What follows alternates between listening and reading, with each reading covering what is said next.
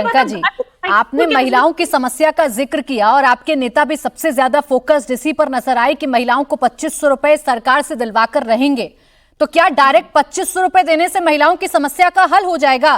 क्या वो नहीं दिखा आपको जो ऐलान किया गया है? 33% आरक्षण देने की बात की जा रही है, ट्रांसपोर्टेशन में विवाह मंडप बनाने की बात कही जा रही है महिलाओं के लिए। इससे भी तो महिलाओं को कहीं ना कहीं बल मिलेगा ना प्रियंका जी, या सिर्फ 2500 रुपए से ही मिलेगा? अगर इन लोगों को लगता है कि 2500 रुपए से महिलाएं आगे नहीं बढ़ पाती तो दूसरे राज्यों में क्यों दिया?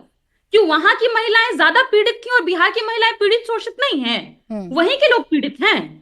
मेरा सवाल यही है, इनसे जवाब पूछिए। आखिर अगर इसकी जरूरत दूसरे प्रदेशों में है तो जहां प्रति व्यक्ति आय सबसे कम है जिस राज्य का, वहां की महिलाओं को आखिर क्यों जरूरत नहीं, आप देना चाह रहे हैं ना Priyanka ji. I am sure आप लोगों ने पहले से रोड मैप तैयार कर लिया होगा। जो बजट है बिहार सरकार का, जिस तरीके की हालत है बिहार सरकार की, उसमें आपने आंकलन कर लिया होगा कि आप कैसे 2500 रुपए महिलाओं को देंगे। तो आप ही रख दीजिए आज ये खाका मेरे दर्शकों के सामने। तो मैं रोहन गुप्ता जी से, धीरेन्द्र जी से बड़ा स्पष्ट सवाल पूछ लूंगी कि आप लोगों के पास तो विजन है, बाकी किसी के पास नहीं है।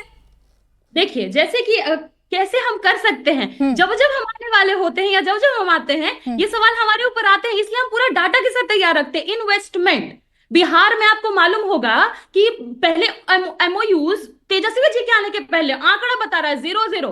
तेजस्वी यादव आए, 38,000 करोड़ का इन्वेस्टमेंट बिहार में रहे। हम कंपनी सेटअप, इंफ्रास्ट्रक्चर लाएंगे। अब बताते हैं तेजस्वी जी के जाने के बाद सत्ता में जो उनका 1 साल का पीरियड रहा, ठीक है, जवाब 4000 करोड़ इन्वेस्टमेंट से 2500 रुपए महिलाओं को देंगे हर महीने, ये कह रही हैं प्रियंका भारती जी। इनके पास फॉर्मूला है और आप लोग ये कर नहीं पा रहे हैं धीरेन्द्र जी। आज तेजस्वी यादव जी को उम्मीद थी और वो तो कह रहे हैं नाक रगड़वा कर ही सही, लेकिन करवाएंगे जरूर आपसे। 2500 रुपए तो दिलवा कर रहेंगे महिलाओं को हर महीने खाते में। देखिए प्राची जी, आपको भी पता है कि महिलाओं को आरक्षण देने का जब बिल आ रहा था तो इसी पार्टी ने फाड़ दिया था सदन में। आज महिलाओं के प्रति कितनी चिंता इनको है यह देश की महिलाएं, खास करके बिहार की सारी महिलाओं को पता है। जिस लाडली बहना की तर्ज पे ये माई बहन योजना को प्रचारित कर रहे हैं, एक नैरेटिव बनाने का प्रयास कर रहे हैं। बिहार पहला राज्य है देश में जहां पर ये स्टार्ट हो गया था आज से 19 साल पहले, जब आदरणीय मुख्यमंत्री जी और एनडीए की सरकार यहाँ पे बनी थी तो महिलाओं को, बच्चियों को फ्री में साइकिलें मिली, पंचायतों में 50% का आरक्षण मिला। तो यहाँ तो पायलट प्रोजेक्ट चल रहा है, हम लोग तो उसके दूसरे स्टेप में जा रहे हैं। तो ये लोग अभी बहुत पीछे नकल करने का प्रयास कर रहे हैं, लेकिन नकल के लिए भी अकल चाहिए। अब यहाँ की महिलाओं को आप सीधे 2500 रुपया के बजाय अब तो वो नौकरी में आ रही हैं, इतनी भर्तियां हो रही हैं, इतनी नियुक्तियां हो रही हैं। और एक लाडले मुख्यमंत्री पर आपने सवाल किया है, कई ऐसी बहनों के लिए योजना आज के बजट में आया।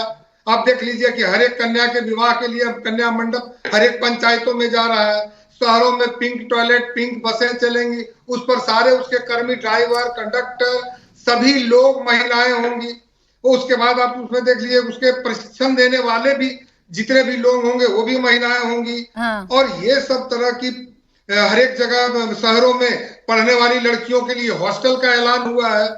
नहीं, जो 6 ऐलान आपने महिलाओं के लिए किए हैं वो तो हम अपने दर्शकों को बता भी रहे हैं धीरेन्द्र जी, और उस पर मैंने सवाल पूछा भी प्रियंका जी से। लेकिन मेरा प्रश्न आपसे ये है ना, क्या बिहार की महिला ज्यादा समृद्ध है कि 2500 रुपए की जरूरत नहीं पड़ी और बाकी राज्यों की महिलाएं ज्यादा पिछड़ी हुई हैं जहां आप डायरेक्ट खाते में पैसे दे रहे हैं? कुछ तो अंतर ना किया होगा आप लोगों ने, तभी इस योजना का ऐलान नहीं किया।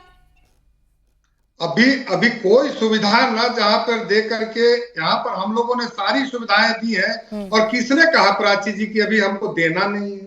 अभी तो शुरुआत है, आगे देखते जाइए होता है क्या।